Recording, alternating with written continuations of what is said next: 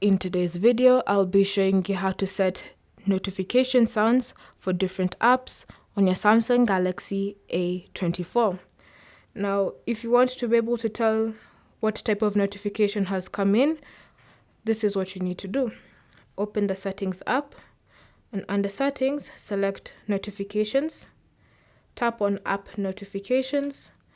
Then here, you should see a list of all apps that can give you notifications on your device. If you would like to know when a message has come in based on the sound that your phone gives off, just tap on one of the messaging app, either Google Messages or the Samsung messaging app.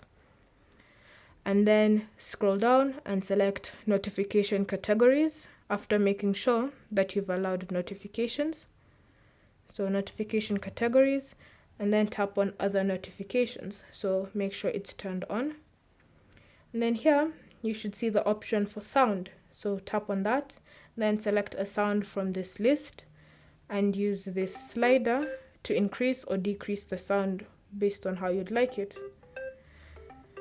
Then you can also go back, add a vibration if you would like, and you can also choose to either show or hide the content on your lock screen. Thank you for watching. If you have any questions or comments, leave them down below and we'll get back to you.